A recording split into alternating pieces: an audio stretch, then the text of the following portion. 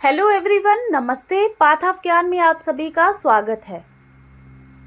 अक्सर लोगों के मन में ये सवाल आता है कि जब रावण कैलाश पर्वत उठा सकता था तो शिव का धनुष कैसे नहीं उठा पाया और भगवान राम ने कैसे उस धनुष को उठाकर तोड़ दिया। इन सारे सवालों के जवाब आज हम आपको इस वीडियो में बताएंगे। इस वीडियो में हम भगवान शंकर के धनुष पिनाक के बारे में जानेंगे, जिसका निर्माण देवशिल्पी विश्वकर्मा ने किया था। ये धनुष राजा जनक के पास धरोहर के रूप में रखा हुआ था। इसी धनुष को श्री राम ने तोड़कर सीता जी से विवाह किया था। अगर आप इस चैनल पर नए हैं तो प्लीज सब्सक्राइब माय चैनल और आइए वीडियो स्टार्ट करते हैं। एक बार विश्वकर्मा ने 2 धनुषों का निर्माण किया और इनका नाम रखा सारंग और पिनाक। पिनाक धनुष को भगवान शिव और सारंग धनुष को भगवान विष्णु को सौंपा गया। भगवान शिव ने अपना धनुष एक राजा को दे दिया जो जनक के पूर्वज थे। भगवान विष्णु ने भी अपना धनुष महर्षि रचिक को दे दिया और उन्हीं के पौत्र परशुराम के रूप में उन्हें ये पुनः प्राप्त हुआ। भगवान शिव का धनुष पिनाक बहुत ही शक्तिशाली और चमत्कारिक था। भगवान शिव के धनुष पिनाक की टंकार से ही बादल फट जाते थे और पर्वत हिलने लगते थे।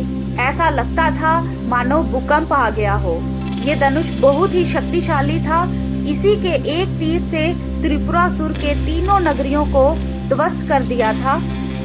देवी देवताओं के काल की समाप्ति के बाद इस धनुष को देवराज इंद्र को सौंप दिया गया था। शिव धनुष उन्हीं की धरोहर स्वरूप राजा जनक के पास सुरक्षित था। उनके इस विशालकाय धनुष को कोई भी उठाने की क्षमता नहीं रखता था, लेकिन भगवान राम ने इसे उठाकर इसकी प्रत्यंचा भी चढ़ाई और उसे एक झटके में तोड़ भी दिया।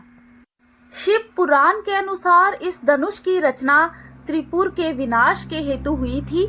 इस धनुष का निर्माण विश्वकर्मा द्वारा हुआ था। वासुकी नाग इस धनुष की प्रत्यंचा बने थे। उसके बाणों में भगवान विष्णु का वास होता था। पिनाक धनुष से ही महादेव ने 3 लोकों में अधिकार कर चुके त्रिपुरासुर का वध किया था। त्रिपुरासुर ने देवताओं से उनके अधिकार छीन कर स्वयं 3 लोकों का अधिपति बन बैठे थे।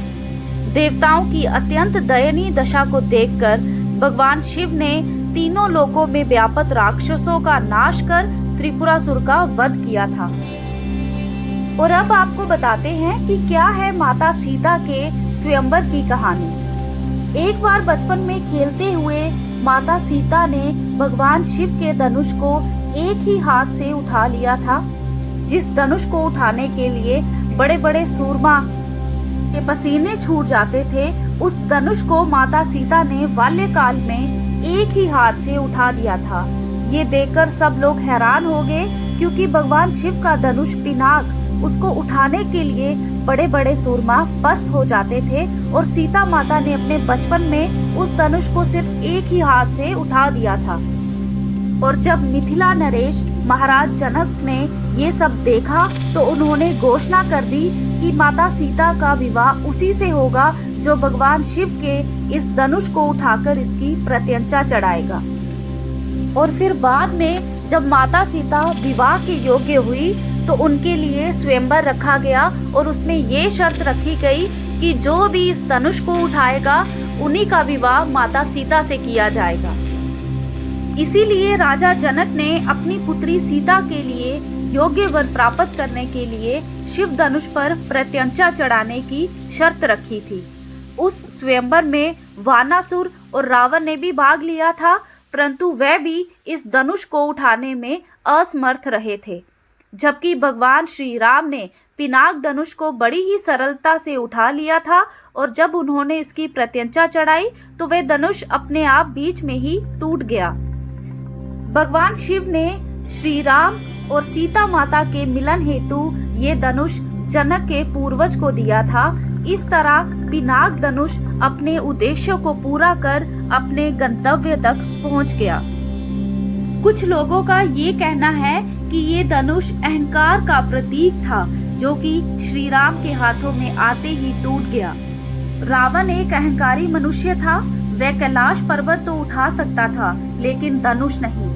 धनुष को तो वह भी हिला नहीं सकता था। रावण धनुष के पास एक अहंकारी और शक्तिशाली व्यक्ति का घमंड लेकर गया था। रावण जितनी उस धनुष में शक्ति लगाता था, वह धनुष और भारी हो जाता था।